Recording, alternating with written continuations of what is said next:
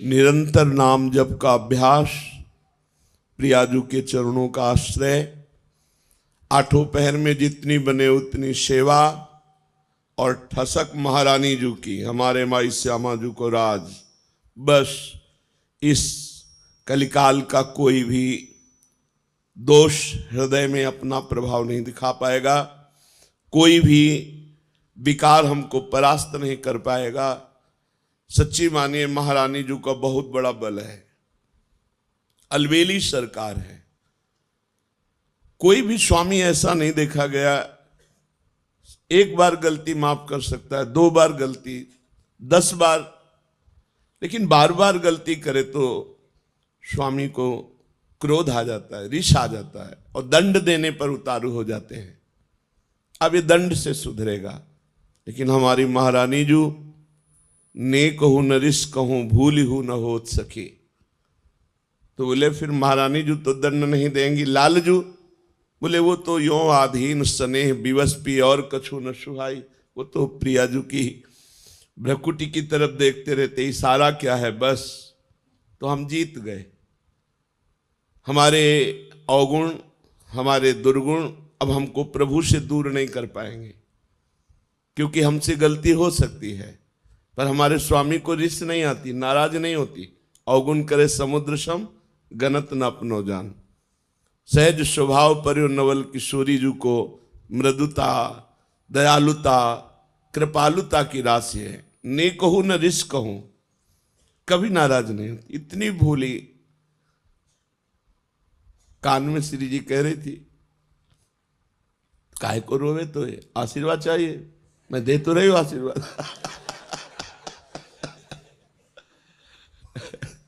काहे को रोवे, काहे को, क्या आशीर्वाद चाहिए, बोल, मैं दे तो रही हूं। तो लालजी ने कहा हम भी दे रहे ना। दोनों बोले थे ना, वो कहते हम भी दे रहे ला। करुणा समुद्र श्री प्रभु यही है, ये वृंदावन उनका घर है, उनका महल है। हम लोगों को उन्होंने घसीटा है अपनी कृपा से, अब इतना घसीट के छोड़ देंगे क्या? नहीं नहीं, विश्वास करो, ऐसे ही गोद में खिलाना है, ऐसे ही दुलार करना है, यहां भी और शरीर छूटने के बाद भी। ये मन में आ जाना चाहिए, हमें श्री जी के पास जाना है।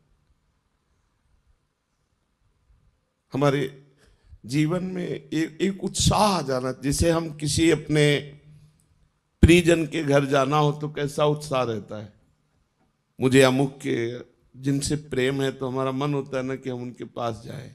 जैसे परदेश गया हुआ आदमी अपने घर में जाने के लिए कैसे तत्पर रहता है, ऐसे हमको दिन में कितनी बार याद आता है कि हमें प्रियाजू के पास जाना है, हमें अपने स्वामी जी के पास जाना है, हमें वृंदावन जाना है। बोले वृंदावन रहे तो अभी हम देख नहीं पा रहे ना, हमें वृंदावन जाना है, हमें प्रियाजू से मिलना है। बोले वृंदावन में रह रहे प्रियाजू की सेवा कर लो, नहीं मुझे वृंदावन जाना है।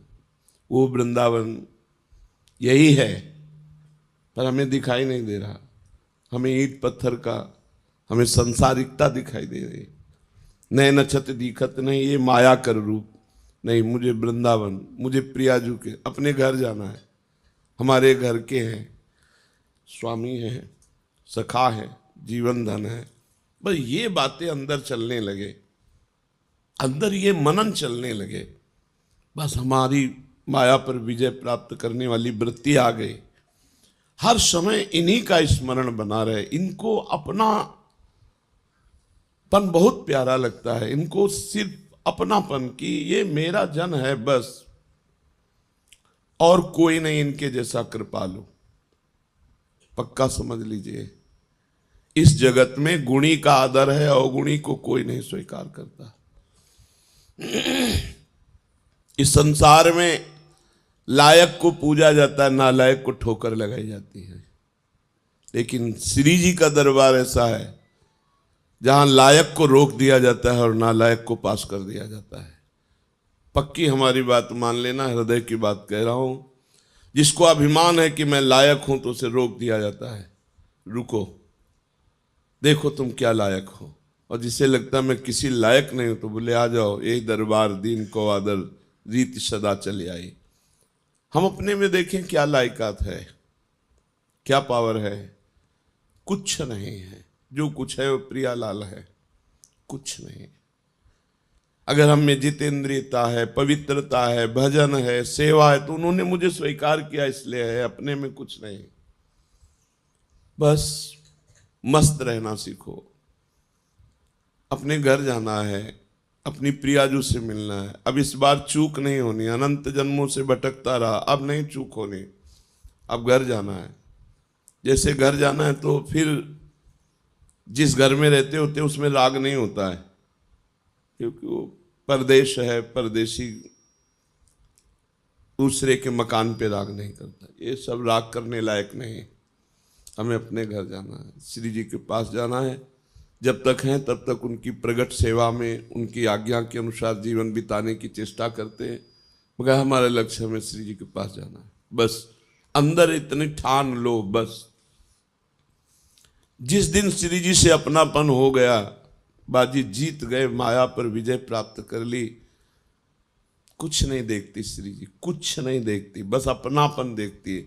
और हम श्री जी को अपनापन नहीं दे पाते, बस इतनी बात है।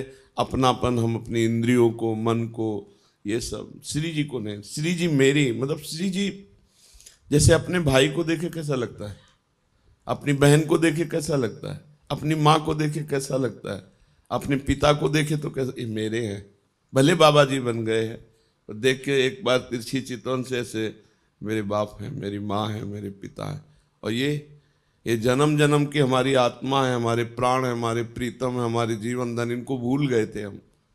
अब हमको गुरु ने याद दिलाई कि ये हमारे घर वाले हैं, यही हमारे प्रीतम है। बस अब आठों पहर चिंतन करते हुए जीवन व्यतीत कर रहे हैं। समय हमें जाना है, वृंदावन जाना है, अपने घर जाना है, अपनी प्रियाजू के पास जाना है। इस छली कपटी संसार में नहीं रहना। पाए जान जगत में सब जन, कपटी कुटिल कलयुगी टंच नहीं रहना, नहीं आना पुनः इस संसार में। हमको अपनी प्रियाजू के पास रहना। बस एक जिद, एक अंदर लालसा, नहीं मुझे जाना है, तो जाने की तैयारी जो होती है वो रसिक महापुरुष बताते हैं। कैसे रहो, कैसे बोलो, कैसे बैठो, कैसे चलो, नहीं। देखो संसार को अपने पन का पूरा राग होता है, मम्मी पापा, रिश्ते नाते, बस। परमार्थिक को पूरा प्यार होता है भगवान में, वही परमार्थिक। और तो सब फिर दंभ पाखंड नौटंकी नाटक है। पैसा कमाने का, वासनाओं की पूर्ति करने का, पेट भरने का हमने धंधा खोल लिया। फिर तो अगर प्रभु से प्यार नहीं, प्रभु से अपनापन नहीं, प्रभु की प्राप्ति की लगन नहीं, अगन नहीं, अंदर आग नहीं पैदा हुई, प्रभु के लिए जलन पैदा नहीं हुई, तो फिर क्या, फिर तो खाते पीते जीवन व्यतीत करते। पशु पक्षी भी हैं, अन्य योनियां भी हैं, अन्य जन भी है। परमार्थिक का एक ही लक्ष्य होता है, प्रभु। प्रभु की चर्चा, प्रभु का नाम, प्रभु के गुण, प्रभु के जन, प्रभु का कुछ भी, वो प्रभु में मगन। प्रभु के सिवा और कोई अपनापन नहीं दिखाई दे। ये अंदर की बात रखने, बाहर व्यवहार में तो सबसे हमें, सब जीवन सो प्रीति, तो परिवार की मिले चाहे बाहर की मिले, सबसे प्रीति दिखानी है, लेकिन अंदर से प्रीति केवल प्रियाजू से हो। बहुत कृपालु दरबार मिल गया, श्री जी के चरणों का आश्रय मिल गया। अब ये चूक मत करना, ये इधर उधर झांका ताकि, इधर उधर की बातें, कुमार्गगामी जो व्यक्ति हैं उनको हम साधक नहीं कहते हैं, ऐसे का संग न करे, मुख न देखे। गुरुद्रोही इष्टद्रोही का मुख न देखे, जो गुरु की अवहेलना कर दिया उसका मुख न देखे, उससे संभाषण न करे, तभी इस मार्ग में आगे। अगर ऐसे लोगों को मित्र बनाओगे, ऐसे उससे बात करोगे, तो तुम भी भाग जाओगे, तुम्हारे अंदर भी मलिनता आ जाएगी, प्रतिकूलता। और ये जन्म मिला श्री जी से मिलने का।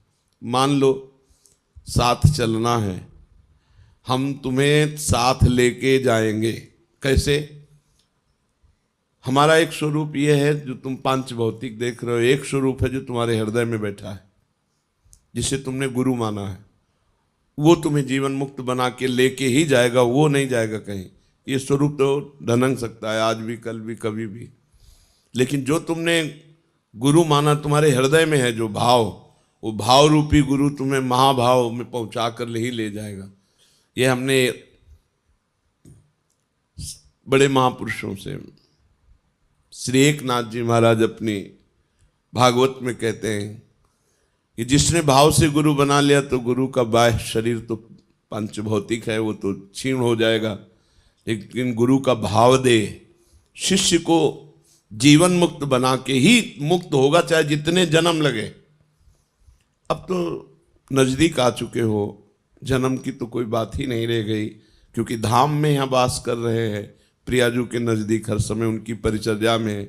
अब तो हमें जाना ही प्रिया, बस आपको ठान लेना है मुझे प्रियाजू के पास जाना है, और ये जहाँ ठाना तो आपके पास माया अपने ऑफर भेजने लगेगी, ये भोग भोग लो, ये मकान ले लो, ये ले लो, ये ले लो, बस नष्ट हो गए आप। ये माया है, सब कुछ करा सकती है, लेकिन प्रियाजू नहीं दिला सकती, उसके लिए सब कुछ छोड़ा है। त्यक्त्वा स्वजन बांधवाहा, अब नहीं, अब प्रियाजू चाहिए। प्रियाजू की चाह हृदय में हो जाए, बस यही हमारी साधना का फल है। चाह आशास्य दास्यम वृषभानु जाया, चाह प्रियाजू की। ये चाह जो अन्य भोगों की बनी हुई है, ये प्रियाजू से बिलग होने के कारण है।